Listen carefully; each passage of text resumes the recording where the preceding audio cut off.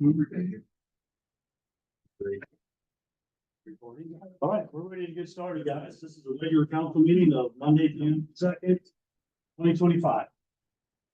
I pledge allegiance to the flag of the United States of America, and to the republic one nation, under God, indivisible, with liberty and justice for all. All right. Adam's not here tonight. We're gonna hold the through. Roll call, please. Mayor Laughlin, Here. Councilperson Sexton, Here. Horahan, Here. Dean, Here. Miller, Here. Stulman. Okay, need a motion, someone to approve tonight's agenda. Move. Okay. There's any comments or questions? If none, let's, say aye to approve. Aye.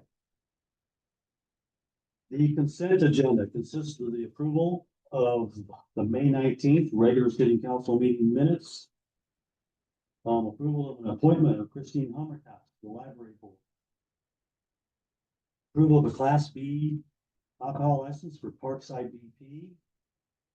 Approval of a Class E alcohol license for what's called, it's Maverick now and not been sold to Maverick from Come and Go. It's called Maverick and will be, I guess. Approval of an Iowa retail cigarette tobacco nicotine vape permit for Maverick. Approve a 5-day Class C alcohol license with outdoor service for Urban Blues. Beginning June, encompassing June 14th. That's in conjunction with the summer kickoff. Approval of a special event permit for Hoover's Hometown Days. 2025. Approval of the Class C retail alcohol 5-day license for the West Branch firefighters in conjunction with Hoover's Hometown Days. And the approval of the monthly financial report and the claim. Motion, please, someone to move. Second. Okay, that's a lot to swallow. Any comments? Anybody? Good choice. I usually check with law enforcement about the household stuff that we don't have. Okay. Well, you have any problem with anything? I don't know. No. Clear. All good. Anybody, anything else? Okay, let's vote on the consent agenda. Councilperson Dean, Yeah. Horahan. Yeah. Sexton, Yes. Stulman. Yeah. Miller. Yes. No, in case you didn't notice, the Main Street will be closed to, Vintage to one to the bridge. Behind the bridge. Okay, let's see. Presentations, communications, open forum, this is where you can talk to us, if you're here about the open renewal. I'll bring that up next, so I guess these kind of tied together, so we'll bring that up, not by that public hearing, which is the next time. Anything other than the proposed amendment urban renewal plan? Anybody here? Go ahead. So you are a citizen, right? I'm a citizen of Down Street, and my own reason for standing up now is to basically express my thanks to Matt Goodale and the Public Works Department for the way in which they managed the moving of the Yellow House from the National Park up Downing Street, past my house, dealt with the trees in front of my house, as well as all of the other properties along the way. I think Matt did an extremely professional job, as did the Public Works Department, who were involved. I just wanted to publicly stress I read that. We'll appreciate that. They cut down some things, then they had to scramble in the end and do some more. It's a tall building. Thank you, Sally. Okay, let's move into the public hearing. This is regarding the proposed amendment number 8 to the amended West Branch Urban Renewal Plan. So we'll start with Mark Scharnweber. If you want to say, would you come up to the podium, please?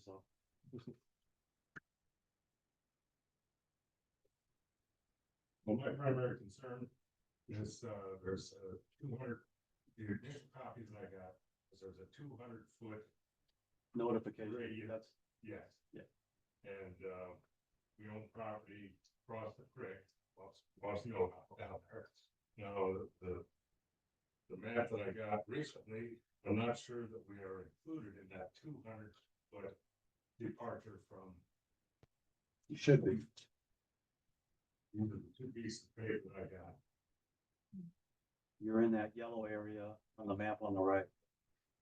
The map in your right. Well, I'm looking at the, blue lines here, which I think is the most recent.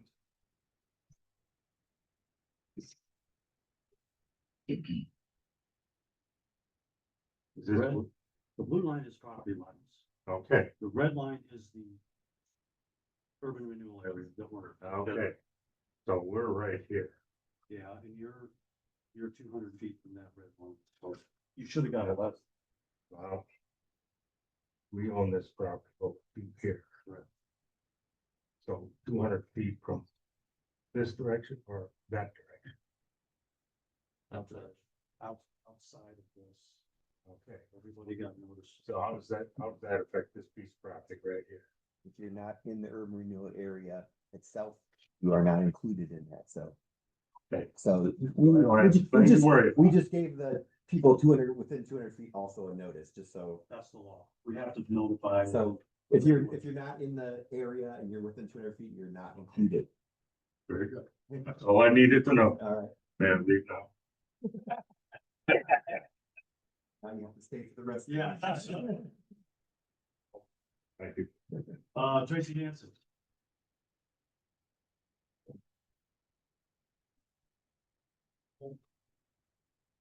What are they doing with the funding? Okay, this makes anything within that area eligible. Say a developer would want to buy a building or two. and Put something there. It makes them eligible for, TIF rebates. Even in the floodplain? Well, then nothing will happen if you're in floodplain. There's nothing, no construction's gonna hit all of it. Yeah, but your building, my building. Yeah. Nothing. No building. Unless the floodplain changes. So trying to put most of the money back, but the new addition. Yeah. What do you guys look for that addition to be the next one? Fully occupied, residential, some commercial, and maybe a hotel. But I think the assessed value that over the 20 years was, 50, 80 million. I think it was about 80 mil, 52 for residential and another 20 for commercial. So 72 million. Obviously, it's not gonna be. Interstate's not gonna make any difference with that. Say that again, The interstate's not gonna make a difference with. For location. in the value. I just drove home from Chicago and there are people living right on the interstate. So Think that. it happens all the time. Are we gonna put walls or? No. Here's what this was questioned at the very beginning. Questioned this 5 years ago. We were told that this day and age, everybody walks around with iPods in their ears, listening to their phones. They can care less what's going on outside. Well, I just built a shed for my son right out there on the interstate. And we built a shed, we almost had to yell at each other for you to hear. Yeah. How bad. I know. I mean, where these buildings are set right now, they sound like the trucks coming right in your living. But there's a buffer from the, exit to the interstate, there's a buffer of ground there. That's what they're building up now. You know, to go from the exit. That's what they're digging out, getting rid That's of. the drainage and everything. The trees, whatever's there is gonna stay. That's the interstate project. We don't really have much say. in what it is. And that's what part of those 12 plexes and stuff were gonna be along that outside was out. Those were going to be our sound barrier. I don't think the Iowa DOT believes in walls. You go to Minnesota, they have walls everywhere. But the Iowa DOT, that's not their, Yeah. that's not their, yeah. If you wanna plant something to try to get a buffer, that's okay, but they're not gonna do. Well, I just see what they do, the Yeah. exit ramp up there, and they're right up against it. Yeah. I just wonder what they're gonna be like in doing. If we're gonna. Well, Tiffin's building 12 access right along the interstate. There's North Liberty. Yeah, but they're a lot better located. They're not on the south Same side. interstate. Okay. With being on the south side, you're gonna have a lot more. Fountain, I know, we wasn't open to something. and with it going to 6 lanes. Or the interstate's gonna be like. one, three. You know, just as a last step. Noisy. Yeah. All right, thank you. That's Jersey. This is middle, Jane. Yeah, the old teacher. And old is the word. I was a bit confused by some of the responses from that May 27th zoning committee meeting. Now, I do have a copy of the current plan, and it looks like our building would be part of that plan for the development that's already started there.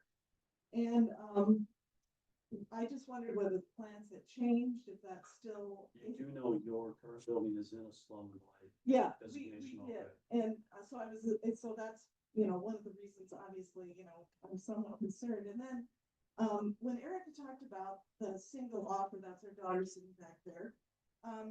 That we received for our property, there was some pushback about that. And I know that there have been rumors that have been circulating that we refused cash offers, which is not true.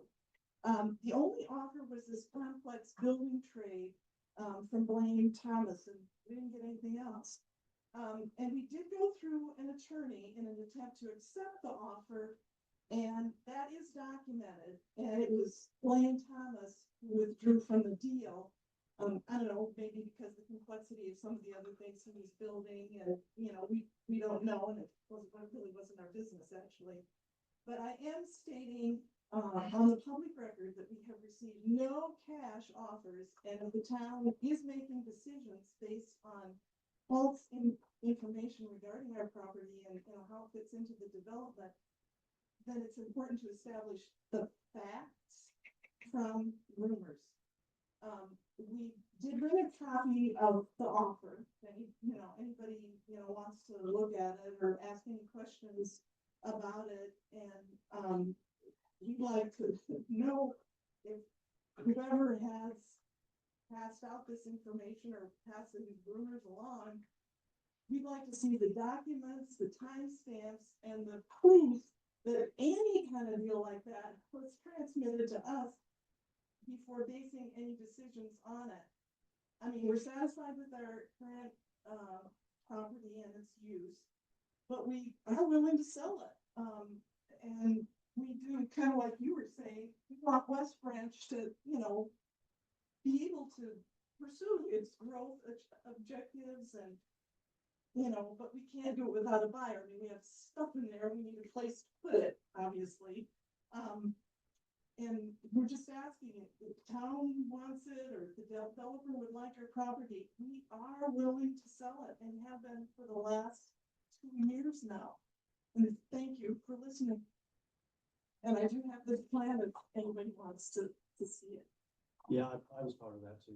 And we were on vacation at the time, and really put the tough spot. Yeah, That's kind of fell apart. yeah, They Yeah. all on your own, yeah. And we needed, obviously to talk to an attorney before we did anything. I know he's involved in a lot of projects and maybe trying to build a building for us in exchange just to. I don't know where the cash term came, but there was never any cash. No, There was never any cash at all. no, there was not. I think we all. Okay, it's just that we are still. The city certainly wasn't involved. Okay, well, we're still hearing those rumors, Roger, that's why we wanted to clarify, and like you, we just wanted to say, hey, we wanna be part of, I mean, I was the teacher here for 29 years, and I look good things. I'd like to say too, your building looks really good. Oh, thank you. So much better. Thank you. So thanks for. I even learned how to do grout. an English major, but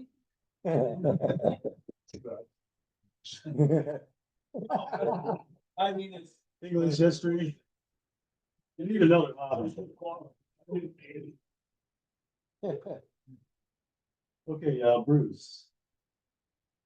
Bruce Barton. No, I just want to echo what I had said at P and Z. I mean, not a fan of the slum blight terminology, but understand that that's a federal and the state terminology, not the city's by any means. And you're stuck with working with the terminology you're given. And I've got no plans of moving, no desire to sell now, but realize someday they'll probably be a better place for us, and the city will just assume we weren't there. Better use for the property, and a program of this sort will help expedite that. A lot of people don't realize that redevelopment is much harder than buying a piece of property with nothing on it. You have to pay for the value of the building that's already there, then you gotta pay to demolish that building that you just paid for.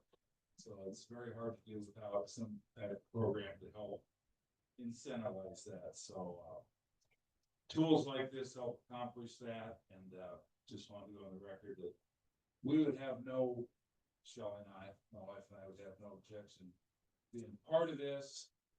And I mean, our understanding is that nothing would happen without a willing buyer, a willing seller.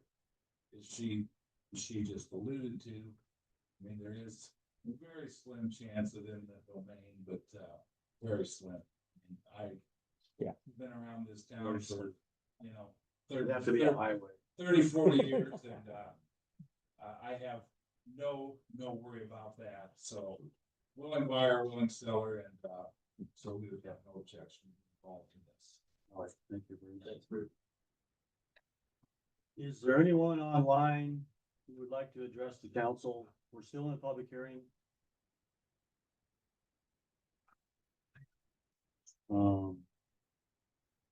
Thank you, Brian. He's for the site plan with, Brian Shea. Okay. Okay, I'm gonna assume no one online is like to speak, so we're gonna close the public hearing. I listed this as a matter that I wanted to address on Go ahead. on my little paper in front of me, in addition to praising Mr. Goodale.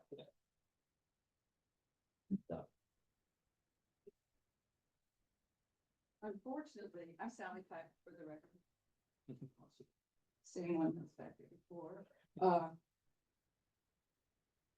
wasn't, sadly, I missed the P and Z meeting in May, and I was wondering, was that P and Z meeting, was that the regular scheduled meeting, the one that was in May? Yeah. Was that a special? That was- So that was a regular schedule. Again, so therefore I did not attend, and that's my own fault.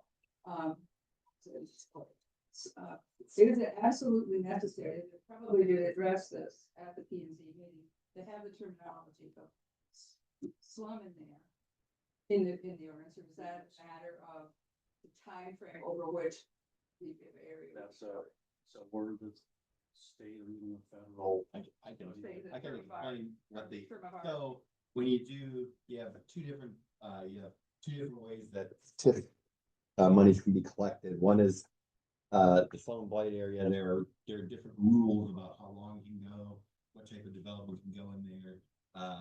And then so there's the right now, assuming the legislature doesn't change that, which you never know what will happen in the future. True. The slum blight designation allows the city to collect those tax perpetuity. If you have the other area designation, it would be for 20 years, but there's a further restriction on residential development in the other designation economic development area for West Branch would be 15 years, with the county's permission or 10 years maximum for collecting the residential TIF values. So the slum blight designation is advantageous to the city to collect these monies and be able to use it over time. A lot longer period of time instead of right now the city does not collect. I can't remember how much there's a couple $1 million that we don't collect. We don't collect all the money. TIF money that we could, so this is just, some money that, so the advantage is that we get to keep it over a longer time period, and there's no restrictions on residential collection that there are in the other designation. Of the, properties that are in the new zone, would those properties be eligible for, all those properties be eligible for TIF? So, yes, so when they're in the first, to get, use TIF money, you have, number one, you have to be in the area. And then number two, you'd have to have a project. So if for some reason, like, we had a project come up, we're gonna help somebody rehab property. So we would add that project to the urban renewal plan, and then they'd be eligible to receive monies at that time. So until a property's in the urban renewal area, you can't use that property, you can't give TIF money to the property owner to help them, whatever type of project. Like if Bruce, we were doing some redevelopment on Mr. Barnhart's property. I just used him because I know he owns, so if he wasn't included, we couldn't give any assistance via TIF to help with the redevelopment of that property. Obviously, there's a lot of costs as we see at Heritage Hill and stuff, so that's, you have to be included first, and then there has to be a project second. So, With the developer's agreement. it could be a project that we do, it could be a street project, whatever type Be a of third project. party. Yeah, so it could be a developer driven, or it could be a housing rehab or trail, all sorts of things that, could be done, but it has to be in the urban renewal area first before you can spend the city can spend any tax increment fundings and monies on those projects. To what extent do the, properties within the new zone have any increased tax liability that would contribute to the TIF? So they get taxed no differently than they would get so there's an assessment that the county assessor does, and obviously there's a levy rate that the city, the school district, county, and a bunch of other levies. So if all sales stays the same, there'd be no, everybody in the TIF area still pays their taxes just like they normally would.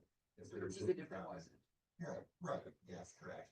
To what extent would properties within that zone be at risk of, as I heard the chair mention, of eminent domain or paper cuts? None. I mean, No. I'm not gonna take, you can under Iowa law use it. The council would have to approve it, and I don't think the council would approve that, Was the standard lower or higher or the same from what the standard is now? You'd have, it's the same. I just wanna make sure that it's not 100% prohibition.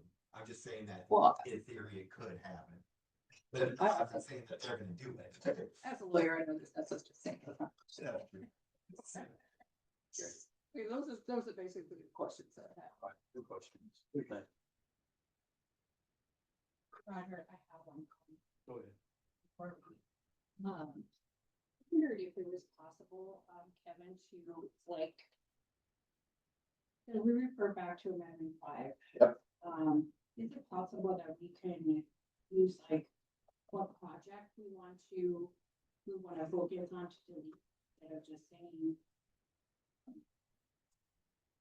that any additional property which was previously included in Amendment number 5 to the amended interstate and residential renewal plan be deleted? Mhm. Is it possible to state what project it is? Because I think Well, that Amendment legal 5 was description, specifically mentioned, which is the same area. amendment number 5 has like 5 projects. It has 1, 2, 3. So I deleted it from the area, not the planned projects.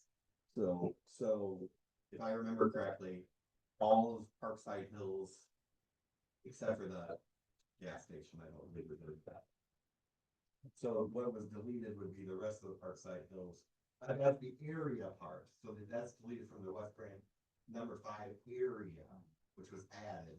So when we talked to John Danos, what he said was delete it from the area and then add it to this area. Correct. What I'm saying is we put something that is more than just a legal description.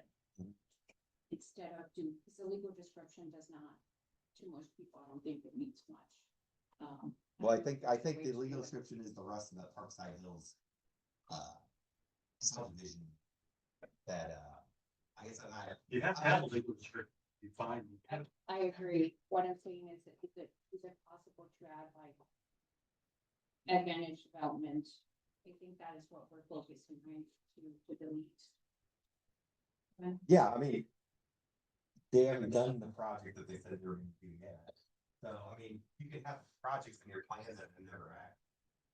So, I mean, I don't have a problem deleting the advantage development project, but it's, again, it hasn't been acted upon and it doesn't, it's not necessary, but if the council would like to do that, I don't have any problem. I'm just, yeah, all I'm saying is that for someone like me who does have to administer this for, you know, a person after me, it's harder to kind of follow this. That's all. Well, I would say if they are unofficial or officially completed.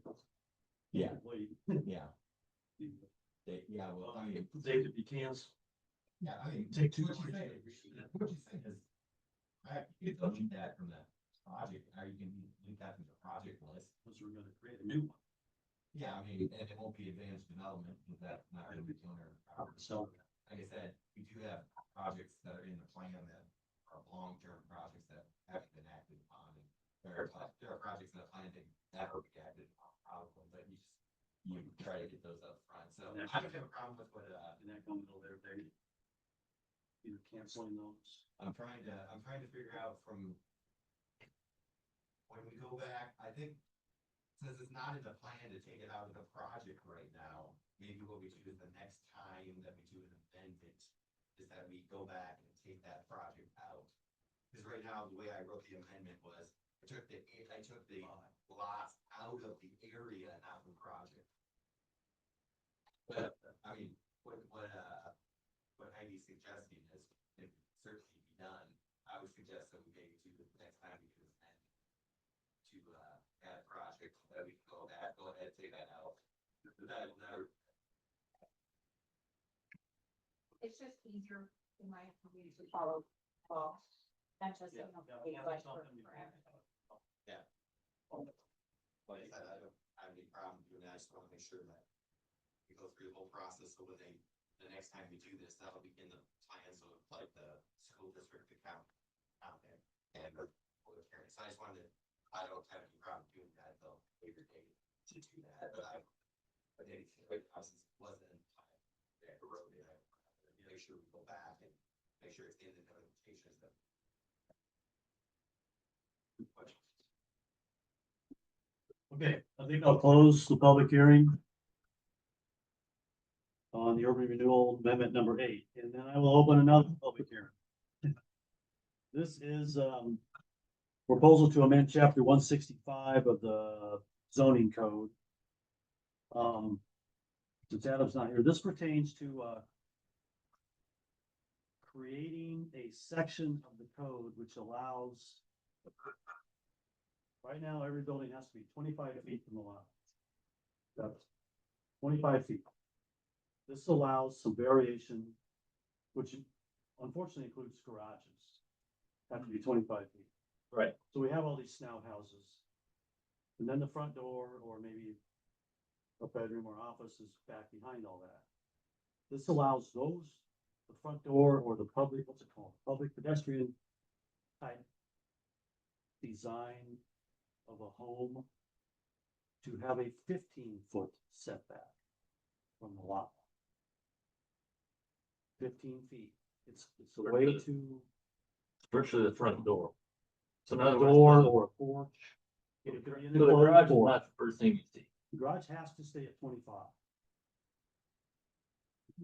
But the door could come forward, a porch could come forward. Even if it's an enclosed porch, so from there you have to maybe include it as a room, could be a bedroom. It can come forward. So Roger, like for example, on Fourth, those new row houses he put there, those are closer than standard setback, aren't they? On 4, Yeah. that's a PUD, Yeah. that's a plain unit. Well, I understand that, but it's the same idea. We're just gonna allow that in regular. They were pretty close. When would be closer? You ended up with card. Roger, is that down to that? Clarified an overhang or a structure? I think that would exclude, the 2 foot overhangs allowed. Yeah. To 5 inches. Yeah. Foundation 18 inches, 2 foot. Foundation, that even, again, Yeah. Well, fireplace, can violate Yeah. 2 feet of the chimney. So that's what this is about. This, we will actually consider our first reading on it. In a minute or two. That's it. Previously, though, this is probably something that would be in some kind of a new development. Let's see, development. Considering that most houses now, right now, are being built. Outside. Or the probably be in the big lot. It could be, still, it just makes the development look really odd. You got, well, how about 10 feet farther forward than.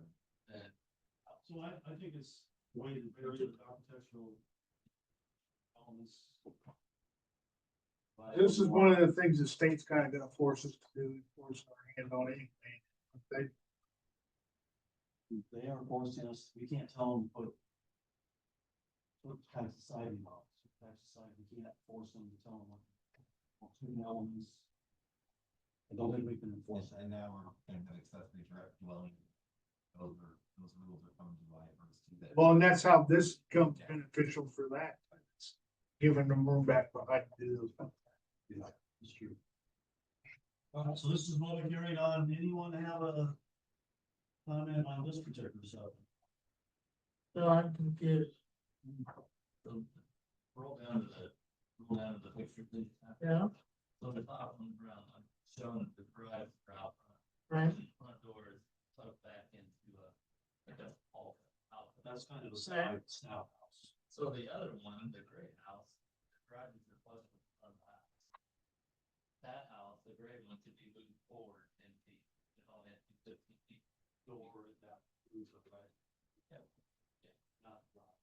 Not Okay. To be flush with the garage. So the door's flush with the garage. It could be closer to the street than. Yeah. So the garages would stay like 25 feet back. But the rest of that house. What's ever considered a pedestrian. Why would you wanna do this if you have a big enough backyard to move it in the back? I mean, if you have a big enough backyard, why are you gonna shorten up your front yard? Put your house to the back further, Well, I don't know, maybe with lots getting smaller. are they? I don't know. Terrible, it might be good. Huh? They're getting narrower and shorter. Yeah, the developers are trying to get. The houses on top of houses. Well, rather expensive. All very expensive. Okay, I'm gonna close the public hearing. And we will go into second reading of ordinance, 828. Amending chapter 18, city clerk. This is just making the language consistent with the finance officer and the city administrator. Move. Thank you.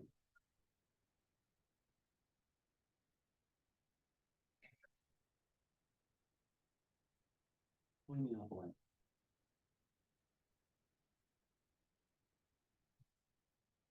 Any other questions? Let's go ahead. Councilperson Miller, Yes. Dean, Yeah. Stulman, Horahan, Sexton. Okay, so first reading of ordinance 821, chapter 165. To incorporate residential living flexible front yard allowances. This is what I just chatted about. This is approval of that. Second. So I have a problem with this, because all those on the west side of town, if you look at their backyards, they have huge backyards. So why would they wanna move their house closer to the street? To It's keep a- the big backyard? It's a strategy to eliminate what's called a snout house. That's where your garage sticks out 10 or 15 feet beyond your everything else. It's called a snout. That's your garage door. And that's what you see. There's 20 of them over there. This is a strategy to eliminate the snout house effect. So now a builder can modify the plan. And we don't have snout house after snout house, duplex, duplex. So do you understand what I'm saying? Move the house further back on the lot. And then you can put your front door at 25 and your garage is They still have that wherever. choice is still there. This isn't forced. It's just another tool to Diversity. create the Right. Yeah. The other idea is try to get rid of the first thing you see when you pull up to a house is 3 garage stalls. Cause that's what most houses are nowadays, 3 garage stalls and then a little bit of a house and front door and maybe another room. This is thought is, excuse me. I think the thought was too, one of the planning zoning is to involve the neighborhood, the community, have a closer set of garage right in front of everybody. If you have a cornice that's close to the street, walking it by, engage people. And I agree with Sexton, I think it brings value to the house when you have a porch and living people where people can sit as compared to staring at a garage and proceed to go in. It's been this way for a long time. Planning zoning acknowledges that, but they also acknowledge that it was time to move on. So if you look among homes, older homes, not the new ones on the west side. You look at most homes on this side. You don't see their garages first. to the board. Yeah, This is an attempt. and they're at Bring that 25 foot back from the road. This would allow that. Porch back to the front. You're not getting what I'm saying. Okay, go ahead. This is a new ordinance, so the people that have that disadvantage can take advantage now. I think it is probably aimed towards new development so much as. Well, if I remember right, there was a reason why it was made 25 foot, but I can't remember the reasoning.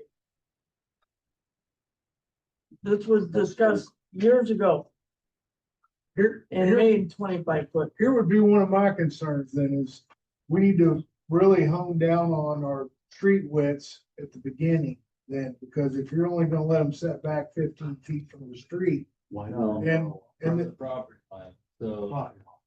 So assuming, Okay. right now, the back of the curb to the front of the house is 40 feet.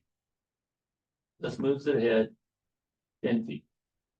So they'd be 30 feet from the curb. There's always about 15 feet from the property line to the back of the curb. Usually about 14, 15 feet. Property lines are at the back of the sidewalk. That's where your property begins. That's 15 feet. back of the side. Back of the sidewalk. Sidewalk's always on public. But I mean, it still doesn't matter. It's still, if your street widths, you decide you're gonna make that street 10 foot wider 20 years from now, you got houses. Now you're 5 foot closer on each side, running up through there. Now they're only gonna be 10 foot from From the road wire. 10 foot from where they are now, you know what I'm saying? I don't know if we would reduce the right of ways from 60 to. Well, I'm not saying that, but like, we were in a big argument on Dawson. They wanted to narrow down the street. And we ended up letting that happen. Well, now, I mean, as all those houses got thrown in there, could you have envisioned how much nicer it'd been if we'd have let them, we'd have made them go that extra 5 feet or whatever it was, you know, 'cause it wasn't much. You know, now it's awful tight. Well, just think if them houses, we decided we wanted to do that, we've pushed them houses even closer to the roadway. We would take that option away. I mean, obviously, we'd never be able to afford to widen it anyway. Like even Main Street right now, we decide to go through that, we widen it. You know, obviously widening it could be on the agenda at some point. Yeah. Well, if everything's jammed closer to the road, It's where it crawls. yeah, It's pretty close. yeah, That's one of the closest. wouldn't even have to get out of the car, trick or treat.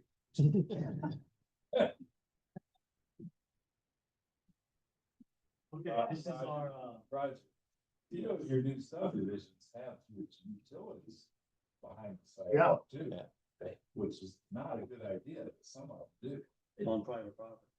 No. Well, yeah, I guess maybe. It happens, yeah. All your electric is behind the site. Yeah. You know, private property. Yeah. Oh, yeah, there's always a 11 foot. 10 foot, 60. Okay, this is the first reading, good comments. Any other comments or we'll vote on? We got a motion to approve. Councilperson Sexton, Yes. Miller, Yes. Dean, Yeah. Stulman, Yeah, Horahan. All right, first reading of ordinance 8/3, amending chapter 41, regarding fireworks. So moved. Right. You don't have a choice. So the legislature in their infinite wisdom have touched the fireworks statute for the fourth time in the last 5 years. So the consumer fireworks was not allowed to be exploded in town. You can still buy them because the state law requires that anybody can sell in town. So right now they changed the rules so that the state law now says that, and this is the way the ordinance is written, on July 3rd between 9 AM and 10 PM, July 4th between 9 AM and 11 PM, and December 31st between 9 AM and 12:30 AM on January 1st, that the city cannot prohibit the explosion or use of fireworks during those times, based upon the Senate File 303, which was passed and signed by the governor last week, I believe, or the governor signed it last week, I believe. That's all. I've got a comment here real quick.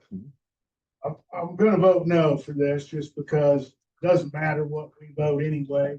Anything that our ordinance says is going to supersede the state law. I think we need to just go ahead and condense it all down to all three readings this Yeah. one time because it's not going to matter regardless. And it's wasting our time. Too late to change that? You want to- We could do, I mean, usually when we could do the second and third, the next meeting and have a motion on there. I get that, but I mean, if we were waiting, what are we waiting for? Input?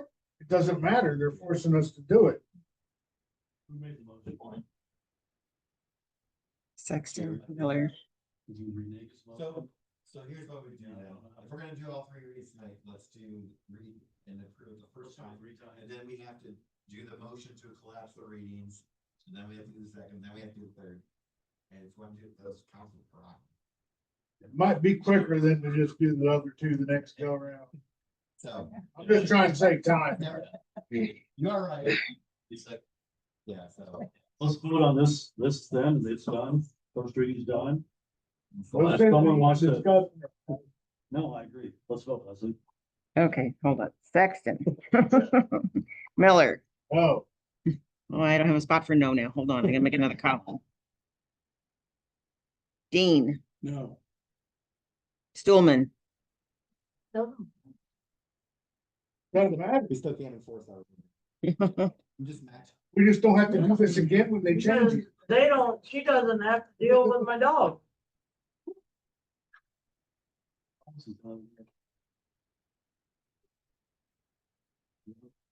No, Horahan.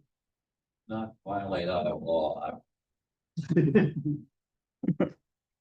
The first reading failed. So we're done. Okay, Move on. What are we gonna do? Well, look at it this way.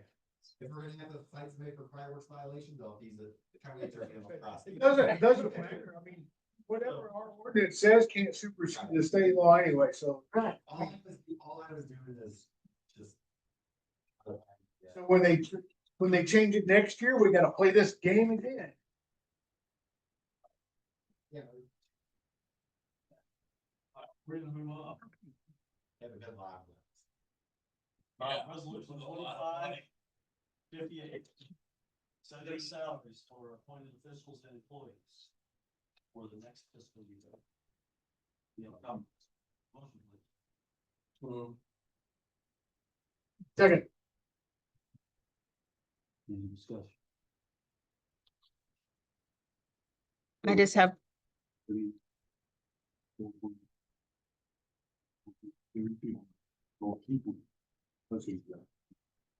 I just have one comment. I don't know if Adam actually had a chance to tell everybody, but Jessie Schaefer wanted to clarify that her department, she did not get a raise. The library board did not vote for her raise, so she just wanted to clarify what the staff sheet said. She did not get a raise and neither did Mary Buell. Jessie Schaefer did not receive one because she got that bump in January for, It was supposed to be overtime federal rule that never passed. right. And then Mary Buell, she just started in December, and so they opted not to give her a raise. So I just wanted to make that clarification. I remember the board of trustees is, they're the ones, you give them the money, they determine. So.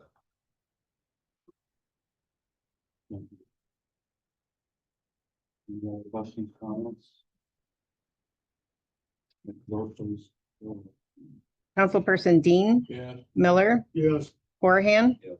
Sexton, Yeah. Stulman. Yeah.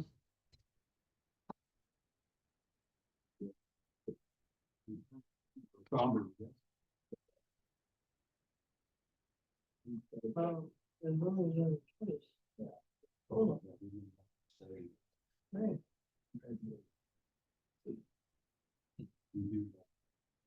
Okay. Resolution 2559, approving an annual maintenance agreement with Mainstay Systems for IT Mainstay Systems. Motion. So move. Second.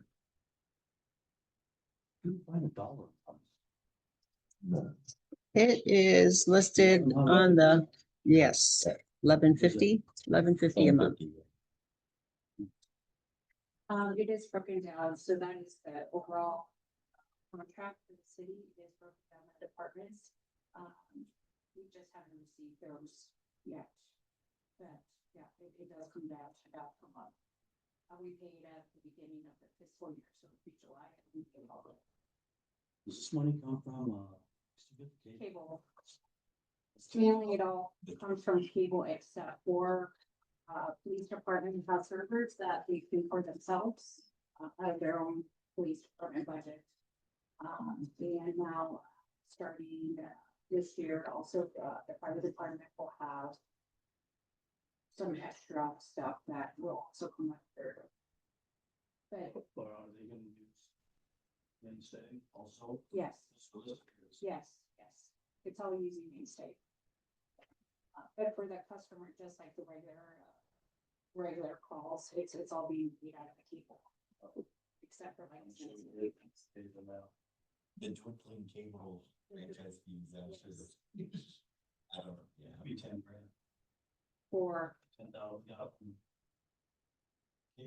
yeah, it's still about that. Oh, thank you. Yeah. Let's go ahead, vote.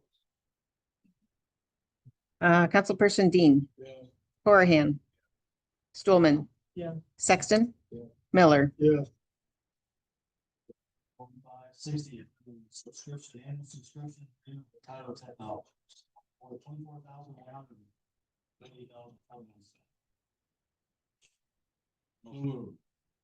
Second.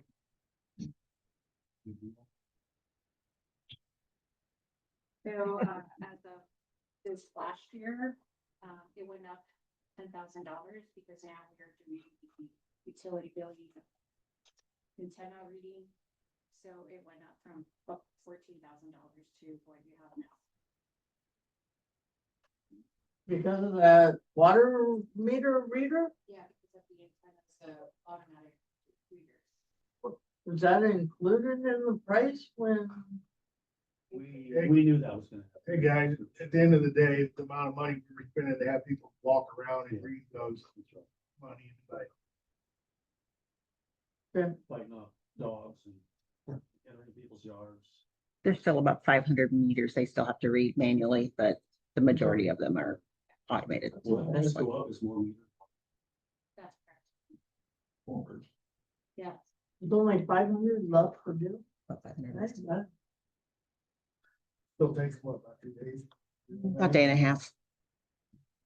So for you to think about that, Yeah. you could do all. Let's go. Councilperson Dean, Yes. Miller, Yes. Stulman, Sexton, Yes. Horahan. Resolution 2561, approving an agreement for solid waste and recycling with the LRF. Move. That time you're all Second. Are we about done with this? I'm The contract. about garbage. Yeah. So the way the contract is written is that it's a 5-year deal, but after 2 years, we can do a review of their contract, and obviously if they don't perform, still termination, that we should also. There's a 2 years, there is a. Top of that, they have 6 months notice, so. And as of last Thursday, they have not signed the contract yet. We had a hard time finding a contact that was still there from the last time we had. But we forwarded it to their logistics person and she was gonna forward it on, so. Obviously, this would be subject to. Yeah. Matching. So if Adam's back tomorrow, we'll follow up again to see if he's gotten a response. Maybe he got a response today, but I have not heard. What does this do? Starts July 1st. Yeah, it's just July 1st.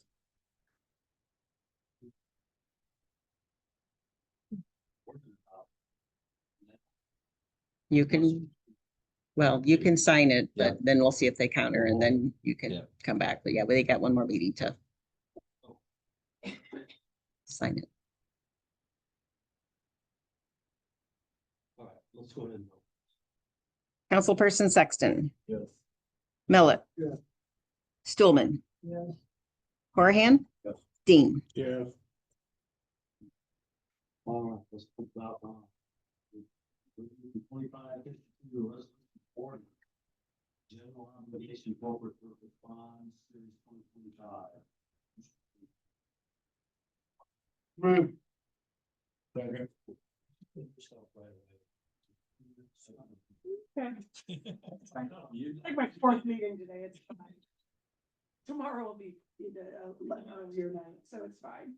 Maggie Berger with Spear Financial. We held your bond sale today for the sale of $4,150,000 of general obligation corporate purpose bonds. We've been planning on this issue size for about a year and a half as your projects came in. We are asking that you would award this evening to Robert W. Baird of Milwaukee, Wisconsin at a true interest rate of 4.0388%. So just in comparison, your last GO issuance was in 2023. We have definitely seen a drastic rise in interest rates since then, but overall, your 2023 rate was 3.52. And this is only, and I say only lightly, this is only a 4.0388. This rate would have been higher in 24. I probably would have been closer to 5%. This rate would have been higher 6 weeks ago. Because when the talks of tariffs started happening, the bond market jumped quite rapidly, did come back down some. So we're very happy with today's rates. We did have 3 bidders today, Robert Baird being the lowest bidder. The other 2 were a little bit closer at 4.24 and 4.29%. As part of the bond sale, your administration participated in a Moody's rating call and you were reaffirmed at the rate of A1. So that's fantastic. That's a really good rating for a city your size. It shows that you have strong, solid resident income. It talks about that you have an institutional framework that's good, meaning that you are looking and balancing budgets every year as you're working through that budget. You also have strong cash. They like cash. Every city, they want to have cash, right? Cash is there in case something goes wrong, in case the county doesn't send out tax bills. And that does happen from time to time, where you might have to fund the city operations until those tax receipts come in later than you anticipate. So cash is very, very important to Moody's. Also, as part of this bond issue, the underwriter, who would be Robert Baird, did pay for insurance. And insurance, all that means is your bonds are now insured with Build America Mutual. And what they're insuring is that you're gonna make your payments. There's not a judge in Iowa that's not gonna have you make your payments because these are GO bonds. You're gonna property tax levy for them, but they feel the insurance is important. And why they do that is you're in the single A category to your Moody's rating. The insurance companies, they carry a double A rating. And so that's a whole 2 notches above your single A category rating. And so go from a single A to a double A minus to a double A is what they're looking at. They can then resell the bonds with that double A category. And so it's causing, you know, the underlying rating of your own stature, and then you get the insurance rating as well. And that makes it very lucrative to investors out there in the market. So the underwriter is willing to pay for that policy, and it costs you nothing. But again, it helps them in the sale of the bonds. I personally think these bonds are 20-year maturities because of the size of them. I personally think that's why they bought the insurance on them. They thought selling some of those later maturities may be helpful if the insurance was part of that. So we had lots of what we would see bidders at the $1 and $2 million range. Had you just issued 1 or 2 million, there were a bunch of bidders that were in what's called Baird's syndicate. So the winning underwriter has all these people that say, if Baird wins the deal, we're going to buy some of the deal from that. So we had issuers or underwriters, as in Bernardi Securities, D.A. Davidson, UMB Bank. They were part of that syndicate. And so again, had you sold 1 or 2 million, we may have seen more bids from some of those bidders, but because they just don't have the capital to buy 4 million at a time, they pair up with another underwriter, and so they're part of that. So we're happy to see their participation because they're usually bidders who are participating with us. And then Were their interest rates too low? no, I don't think they would have been. Really, we're not seeing interest rates any lower than the 4% that we're talking about tonight. And that's probably a 6-week analysis that I'm doing. We've sold about, I don't know, 27, 28 issuances in the last 6 weeks. We're doing 2 sometimes a day. And that 4% is a pretty standard rate. We're not seeing much below that at this point in time. So I also don't think they would have been, because again, at 1 and 2 million, we may not have had them rated, you're unrated. And so the trade-off would have, we may not have had the big players like Baird. We may have had some smaller players that may have led to it just a titch more interest rate. We did, if I give you your final debt service schedule, and I apologize, I've been on the road since the time this sale ended today. So Charlotte in my office was in charge of getting everything over to the city. So I have no problem with that today. But these bonds are callable after June 1st of 2033. And really what that means is if interest rates are lower in 2033, you'd have the opportunity to refinance. We've done refundings before to save money on interest rates. If interest rates are not any lower, you'll just continue to make your debt service payments as is. If interest rates get lower after that 2033 date, that's the first date you could call them, but anytime after that, we also could do a refunding. We also could do a redemption. So if someone in town wins the Powerball next and decides that in 2033 they're going to give you a couple $1 million to pay off some of this debt, you'd be able to do that also and redeem some of those bonds on that date or after that date. So, any questions about that? For the purpose of this money is in Johnson Road Street. And bills those 2 projects. Paid for the levy. Debt service levy, tip money for the Main Street, I think, in Cedar Johnson. Service levy and maybe local option sales tax. Yes. Local option sales tax. Because if you remember, Heidi and I were talking about this before this meeting. Your local option sales tax is converting from just all park money to park and capital. All right, you have a motion to. Yeah, we do. Award this. Let's vote. Councilperson Miller, Yes. Dean, Yes. Stulman, Yeah, Horahan, Yeah. Sexton. thank you. Resolution 2563, approving and adopting amendment number 8 to the amended and restated Golden Renewal Plan. Motion please. Second. What we talked about, you all seen the map. No, let's get the top of our pages. Any questions, comments? I have, thanks. Some of the TIF plumbing blight, things that are behind there already behind the BP are, 70% for 10 years. I noticed in this, since it's Slum and Blight again, some of the same area, it's gonna go from 20 years to 10 million. This is a step up what we usually have promised to TIF in the past.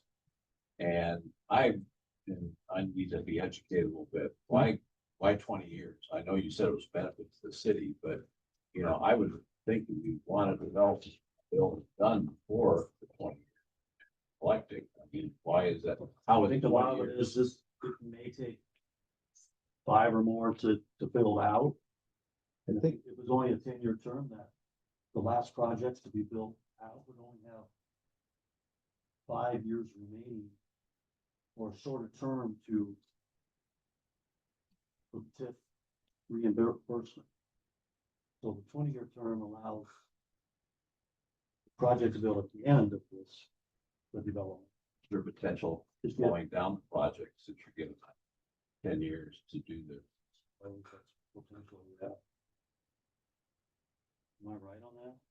I think, yeah, cause I think the schedule that they laid out was like 27 units a year for 10 years, if I remember correctly, for the residential. There's also a hotel lot that is part of the agreement. You can, convey that hotel lot. Give it to the And then there's 2 commercial buildings on the backside. I think there's already a foundation on one lot, if I remember correctly. I don't remember seeing that. So the development agreement will come back to, this is an approved development agreement. This isn't a development agreement. This only approves the project in here. So when the development agreement is done, you guys will have to approve that again. Just because it's in here doesn't mean that's the final say. That was part of it. It's, so, you know, this Parkside partnership. Yep. Development or product. Yep. Developer agreement is gonna be voted on today. No, this is just to include the project into the urban renewal plan. So this includes, puts the property in the urban renewal area and puts the potential project of this development agreement in the urban renewal plan. This is not approved a development agreement. The development agreement would come back to you I think he's gotta get this development plan finalized. So the development agreement will come back to you at a later date. This doesn't, if we pass this and you guys didn't pass the development agreement later, there would be no rebate whatsoever. You know, and part of my confusion is it would help me make a decision. If I knew the things you're pointing out before was in the development agreement. Yep. That I have not seen. Yeah, and I have not drafted a development agreement at all. And so, and I understand where you're coming from on that. I'm not challenging you at all, but it's just harder for me to make a decision there because there's real no timetable and I really don't know. That makes perfect sense. I agree. Yeah. But without this first step, nothing else will happen. There won't be a developer. Yeah, Without this first step. So, yeah, so I think, yeah, so you are correct what you're saying. Just because I say that's the phasing project, that'll be in the development agreement, kind of like we did with Heritage Hill, that we 1, 2, 3, and 4. So that will be, plus he's gonna come back with it. I think he's changing the plat eventually too, but if I remember correctly, the storage units that are already there are not going to be there later. So I think he's gotta go through a lot of those hoops just to make sure that he gets, before you get the development agreement. And. Yep. For misspeaking, you always put high numbers in when you're doing that asking part, because you don't wanna give away more than you've put in your plan, because then you gotta go back into your plan. So, I mean, we're kind of giving them. Not that it won't end up as a highest. We're doing a high estimate. And I guess I have as well. Yep. Would it make, I think, and I don't want to put words in your mouth, Mike, so please correct me, but would it make more sense, like, to have the details of the project done first? And then we add it to the urban renewal plan, I mean, or is that not how? I mean, you could do it either way, you just have to go back to, you would have to go back and amend the plan again. And I'm trying to think of other projects that we that we put in, I'm trying to think of a development agreement project, because we have lots of projects in there, like East Side Water Main, we didn't know, but that's apples and that's not apples and apples there. I'm trying to remember how we did like little lights and stuff like that, if we had to plan. I think most of the time, the guys are real iffy about it. If you don't put it into your plan, but they're not even really willing to talk until it's in the plan. I mean, half the time, they won't even give you a drawing until you accepted a developer's agreement, unless it's some scratching on a napkin or something like that. Well, this, once again, is the first step to jumpstarting that development. Yeah. Get it And then, going. and I certainly agree with you, Mike, that you don't have all the details, because there's nothing in front of you that shows you what the details are, other than what I just laid out. And the developers agreement's all negotiable once it's. Yeah. Once it's presented, but like you say, the first thing we gotta do is gotta get it in that urban or middle area before you can even talk about a development. In a way, it's kind of already is an urban renewal area anyway. It's just under different ownership.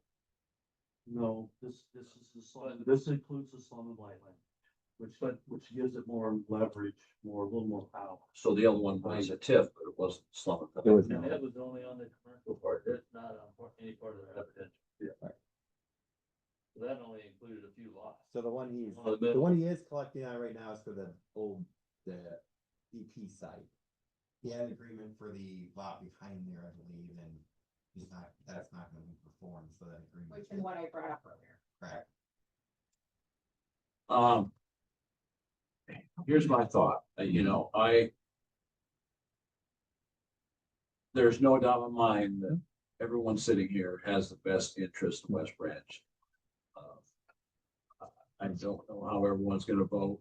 I just want to say that I trust everyone, you guys, and I'm actually, I look up to you guys, been on it for a while, and so I appreciate what you're doing.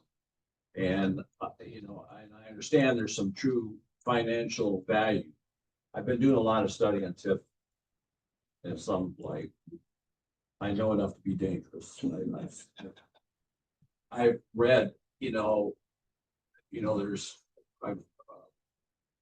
there's some real success stories.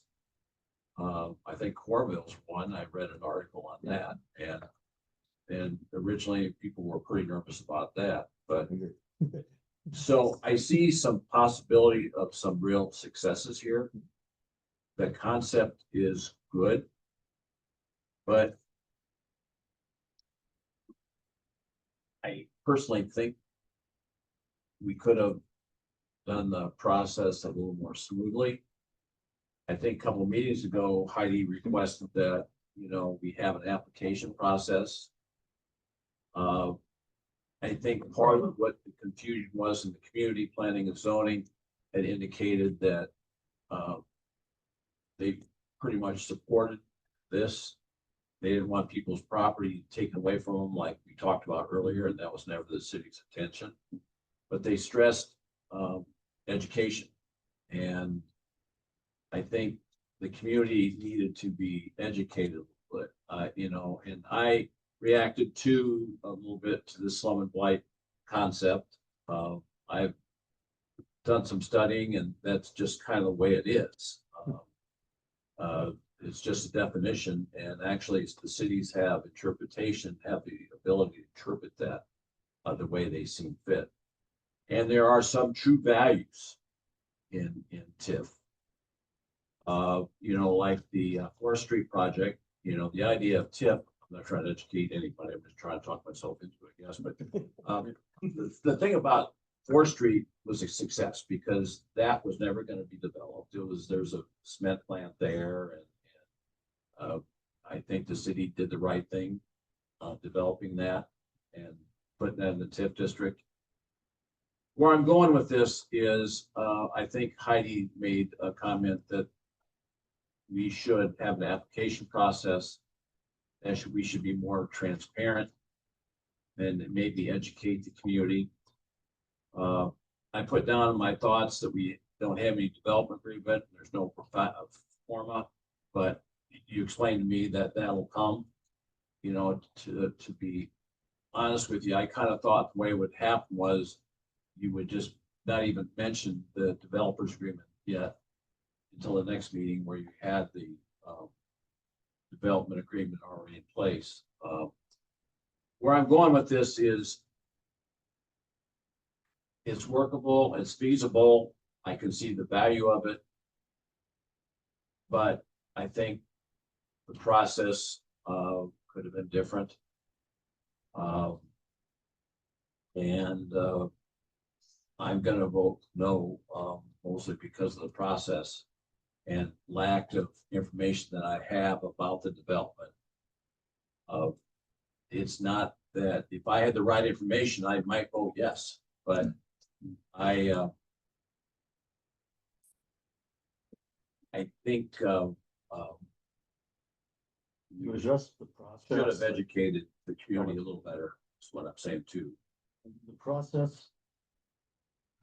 Yeah, everybody got a letter, but I mean, the only better way to do it would be the mayor to go out and talk to everybody.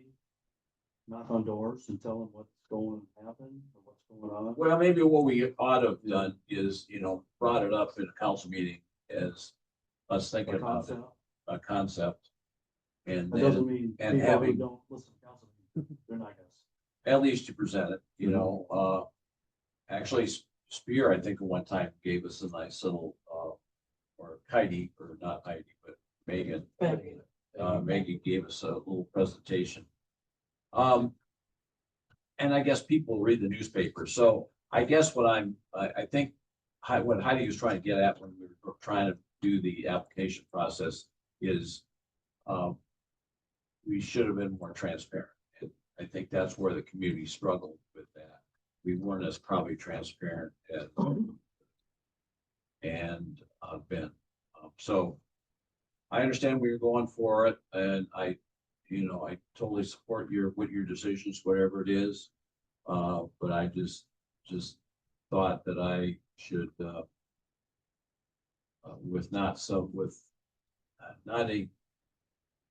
I would have felt better if I would have had some, things in place to look at as a concept, is what I'm saying. Yeah, we're actually pretty green at this. I mean, we had developments, but this isn't. It's not our first rodeo, but it seems like every time it's a little different. Yeah, and this one was probably a little different than most because, it's probably a bigger area we're looking at, but, and I appreciate, and I really mean this when I say this, the council members sitting here and the city administration, they have the best interests of the city in mind. So however you vote, I support what you decide. But I wanted to tell you where I was coming from, not that I was against the idea, but the process would have been tightened up a little bit. We'll need to work on that. Okay, we got a motion. No, so. It's not that I'm against this idea.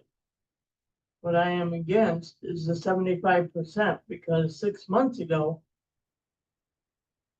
We just sat here and said that we couldn't afford to give that much. And now all of a sudden, we're able to give this.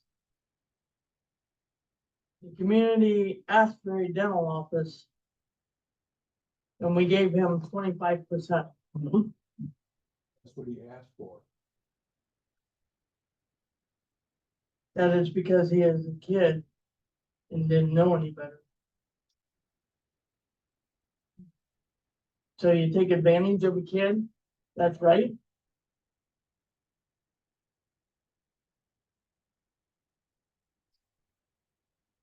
You guys all sat here and said that the reason why was because we couldn't afford it. Because of this HR or whatever bill that passed.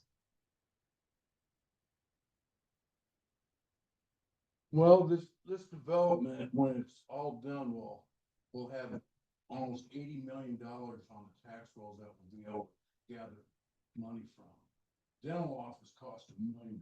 There's a big difference between 86 million and 1 million. You're exactly right. And there's a big difference between 80 million 75% of 80 million and 75% of 1 million. So, and really, if we can afford to do this, there's absolutely no reason why you couldn't have done it for him. Well, Jody, if we don't do that up there, what's gonna become of that property? I don't know. That's what I asked the other day. I have no idea. But there's no reason why you can't revisit what we did 6 months ago. So, and I'm just gonna follow up with what Jody's saying. If you wanna revisit that, this is what you have to go back to the plan and do an amendment and, change the percentage on their agreement. And then you just pass it, amended development agreement. So that, there is a process of you, the council would like to do that. It can be done in one sit. You gotta do the plan, yes, you're right, you gotta do the plan, so you approve, so that you send the plan amendment out. And then you say that the amendment is you're changing the, percentage from 25 to 75. And then you have a hearing just like we did tonight, approve the amendment, and then the development agreement would be like 1 page, it'd be like, we're amending this percentage to this percentage. Because they have not collected on any of that yet, because it's always 18 months in arrears, so their first assessment, their first full assessment was January of 25, am I correct? Was it done in 24? Okay, so the first, Not done. so to make sure that they want to collect the whole 10 years at the maximum rate, their first payment wouldn't be till January or December of 27, based on the January. But they would receive. Yeah, so they haven't received any increment financing yet. They would receive it for another 2 years. And so it can be done what Jody had suggested if that's the council's choosing. You just have to, I just wanted to show you the process of doing that. So like you said, Roger, I talked too much to the attorney.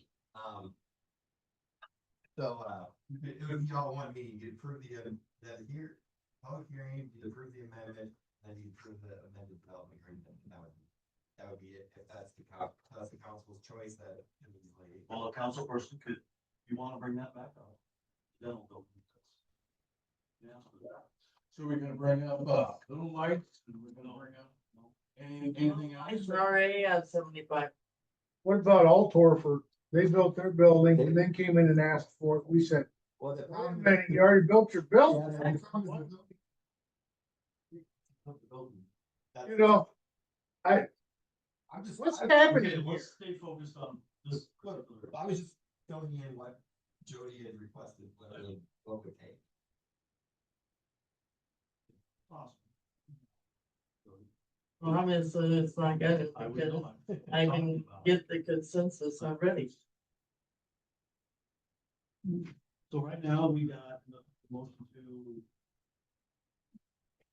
to approve this amendment number 8. That's all we're talking about. No developers agreement.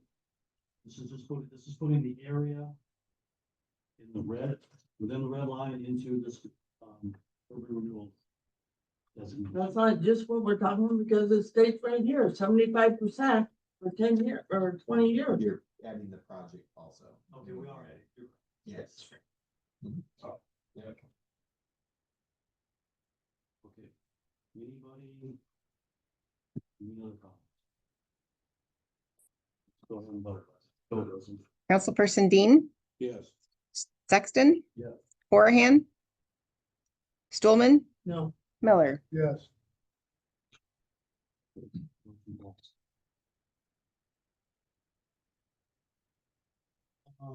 Resolution 2564, approving the revised site plan for lot 9, Parkside Hills. Fourth edition, this is what we have our little plans here.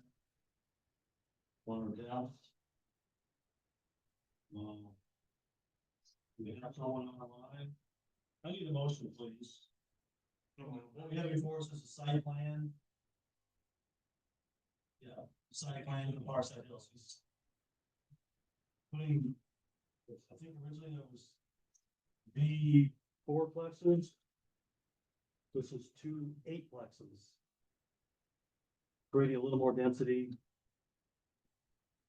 That's all you can say. Did I get a slide back? Say, this was brought to us a while back, but this was the Mhm. intention. Yeah. Yeah. Did I get a second? I got one. No. Ask for any comments first. Any questions or comments? This is, there's also. Originally, I think he's in the way. It was footnote, yeah. Yeah. You, so. I think originally, front door was back there. Yeah. Yeah, so this makes more sense. Making the driveways, I think 40 feet long-ish, so they can park. There's no street parking though, because there's no driveway. You could fit, 2 cars on the driveway now.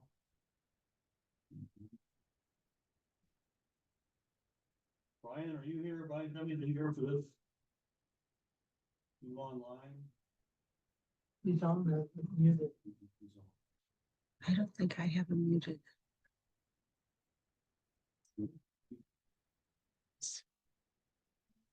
Brian, can you hear us? We can't hear you if you can try and talk.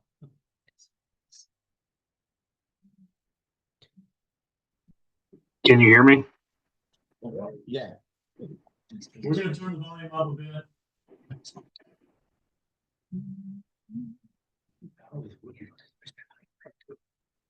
Not spinning around, is it? Okay. Go ahead, Brian. Hello? Can you hear us?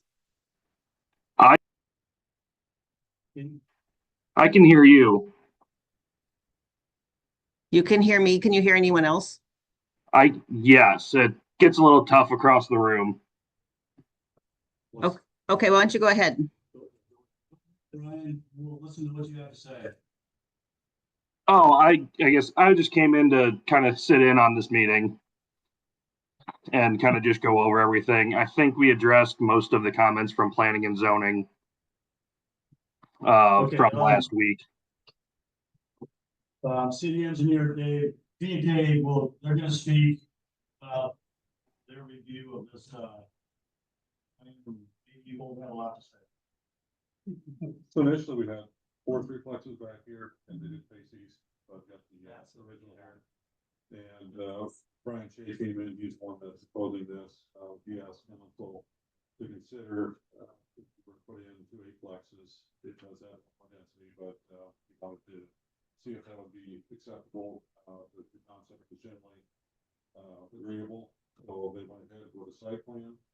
We looked at the site plan. There were a few things that Brian Cummings made adjustments on after P and Z looked at this. P and Z's concerns, just a couple of things. There's a drainage swale on the back side that runs right off the edge of what shows as a patio / deck. That's a little gray square that's on the back side. So there's a drain swale that runs to about midpoint on the south and to the north, and then also on the south and to the south. That's where that split is. There's also a fair amount of grade that drops from the back of some of those buildings. So some of those have 1-2% slope on that, what would be a patio. And if it exceeds that, then we want to do a very short deck. It's only 2 or 3 feet off the ground. It's not an elevated deck like they typically expect. And that's so that it doesn't have to have a variance to be setback. So this is what if it's below 4 feet, then it doesn't have to adhere to setback requirements. So we can see that 20-foot rear setback at the back of the building, and then you see the deck sticking out. That's why that's allowed. So we talked through that at P and Z just to clarify that. I'm not sure if I understood, but some of those will be just a concrete slab, but if they start to see any slope on them, then switch over to a sure deck. There's a landscaping note on here that talks about the number of trees provided, and it says the rest will be in a future phase. That's based off of the overall site plan, and you see that lots 1 through 28 to the left that are shaded gray. That's also in that calculation, so they explained that. Brian Shea talked through that in Z. But there are some trees that are planned for this. As I mentioned, 40-foot driveway, the sidewalk can move right out into the street. Cars will park the building.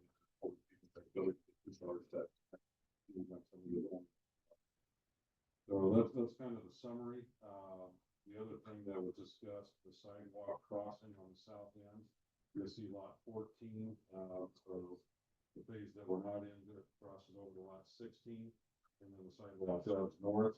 There's a little different sidewalk layout there than it was previously, because the sidewalk used to go over the side of the top and down, so it doesn't go along that outlot anymore.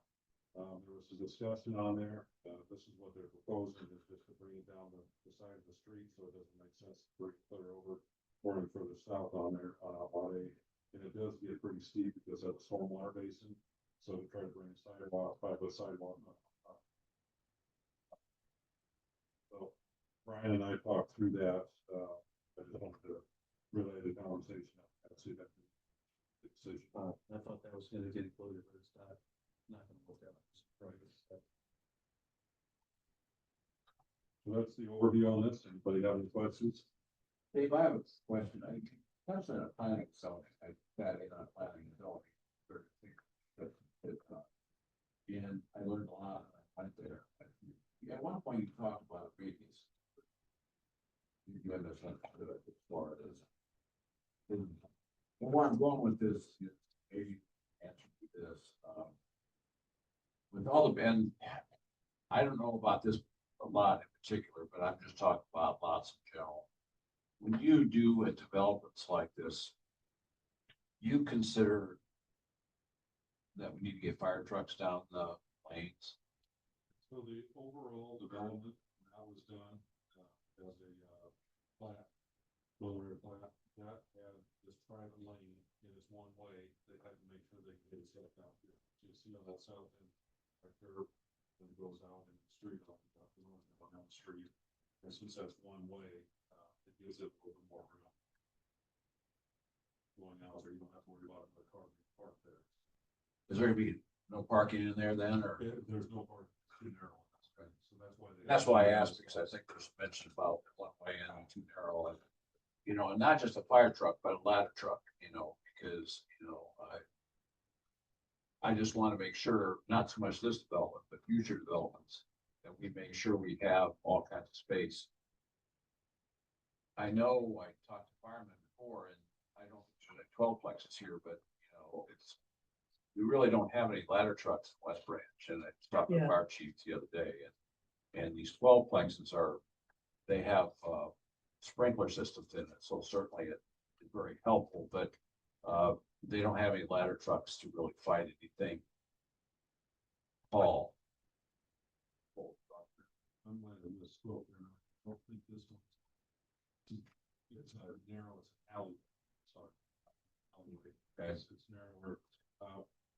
The old concept, they had everything coming off the back, in the garages, was like, alleyway come up. And stay with that. Okay. So it is a narrower street intentionally, but they did run truck race. Okay, they did, of course. That was a big issue on that point. Lot 16. All that. But all that was looked at pretty closely. His original layout. This is just changing the layout. The street in, the street's in. Yeah, The street's yeah, there. yeah. Street's been in. Grass is all green. That's kind of why I said, you know, we're not gonna change much right now, but future development, I think. Okay, Yeah, so that's a designated private street. It wasn't alleyway. As far as the point to see that every drive is a. okay, so we got a motion to approve. Any other questions, comments? The only other comment or question, we have 16 individual lots. We have a public sewer services that's for these buildings. One to the north and one to the 20 both buildings. And those cross over what are private lots. There's going to be an overall utility easement for this. So the lots are created for ownership for that purposes so that you get a loan on building. But there's a build an overall easement that allows them to cross over those properties. Certain buildings don't have a couple of services that will branch off and certain won't. They still have to have a shut off. So each unit will have its own shut off and its own sewer stub. The sewer still will be 2 places entering the building and inside the building for 4 units. Okay. Or just like you would have this horizontal property. Kind of, So it'll be a bigger one, like 6 inch versus a PVC versus 4. They were set up one for each of those four, three plexes or four. That's what they're now. Under the condo regime, the association had the right to, to maintain the common utilities like we've said, so it's, you know, from each property owner, the association's the one that maintains that. There's a problem, Go to the association. any problem before the main is the association's problem. Until they get into the unit, that's a limited time for them. But there's a general element to the, condo regime. All right.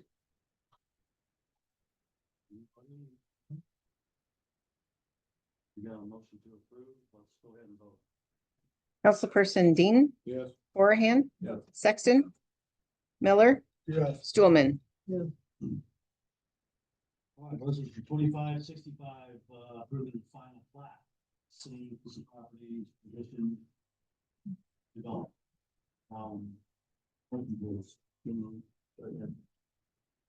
This is merely the legal description of all the. Let's go ahead and vote. Councilperson Dean, Yeah. Sexton, Yeah. Horahan, Yeah. Stulman, Yeah. Miller.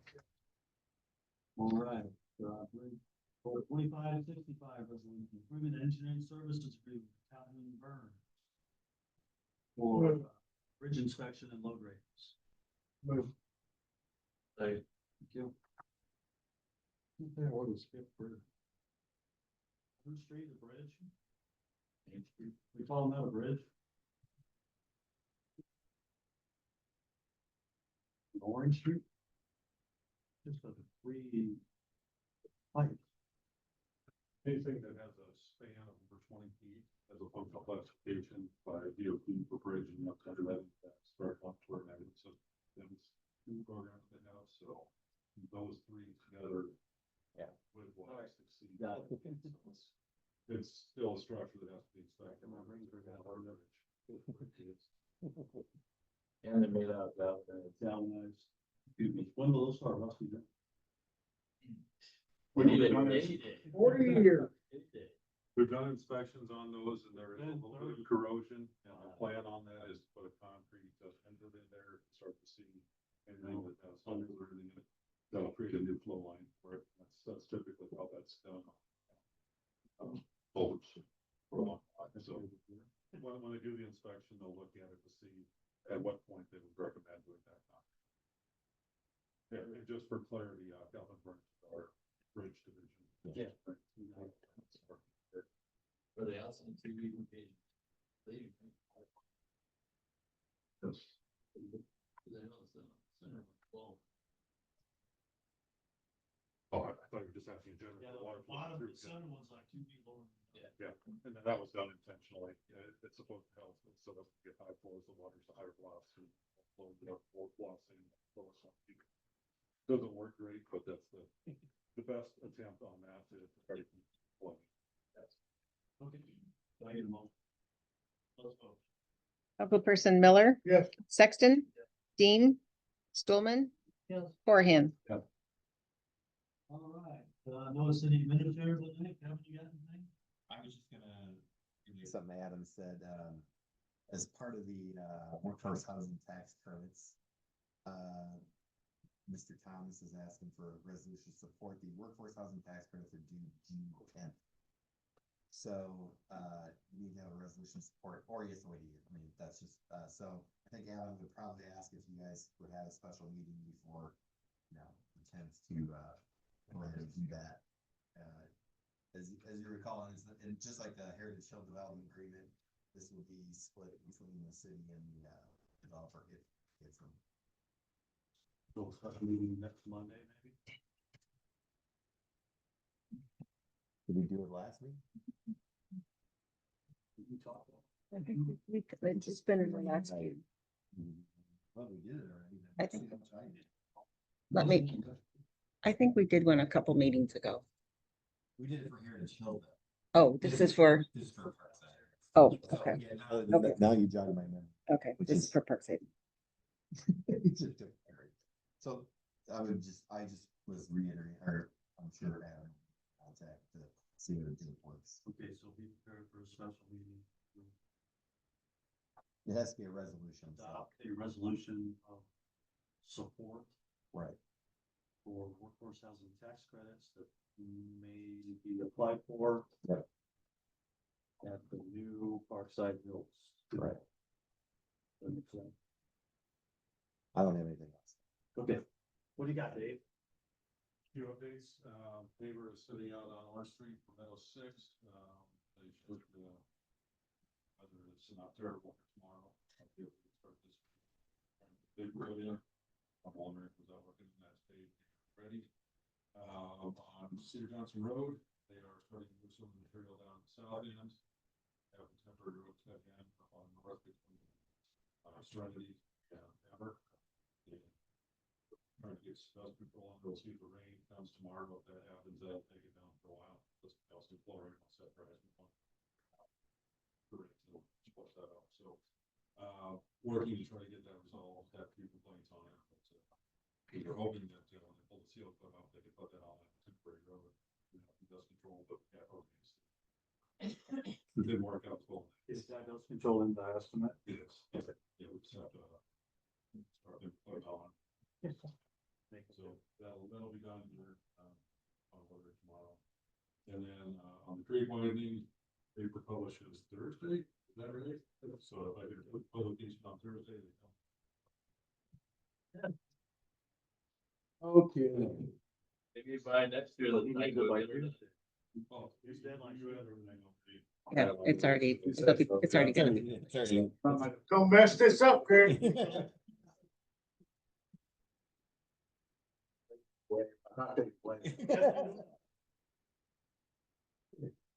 All right, staff, anything?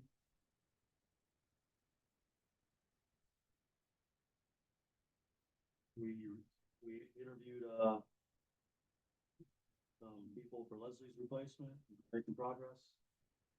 So, we got some good candidates. Mayor and council, anything? You had to talk about. Okay, at Casey's Park, I'm calling it Casey's Park right now, what's another name? Mural Park. There's no power. Casey's Park. Anybody wants? There's no power there, there might be a need for power someday, maybe by Hoover Days, or rides, inflatable. Are you sure there's not power there? Yeah. No, I'm not sure. There's Because a pole right behind the mural, there's a pole right there with the transformer. because when they poured all of that, I know that they put conduits in there because the whole idea was, at least my idea was to put power around there to park food trucks. And have that type of deal. I think Matt said there was power. Well, maybe there's ready for power, but there's no actual meter. So. Would we approve at some point, get that done? Yeah. In the parks budget. Negative. That's your budget. All of it. Okay, that may not. Good. Anything, anybody else? Anything else? I just wanna say, we were very skeptical about that boom to that street, and I know that they were supposed to start on the south end, then they ordered to do both ends, kind of started on the north end. They've been working there almost nonstop every day, and the last day, when I left, they were still working on the street. I'm assuming in anticipation of possible rain tomorrow, they wouldn't get over it, but they have dug out for on the west side for the street. So I want to give them. They were there when I came to council meeting. And they're there at 7 o'clock every day. So All right, good news. I think they're doing a good job. Well, I'm gonna piggyback on that. came across the interstate to come here, there were still 25 cars parked down in the hole. They were all out there still working too. As long as they keep it up, what we have. All right, so I got a motion to adjourn. All those in favor say aye.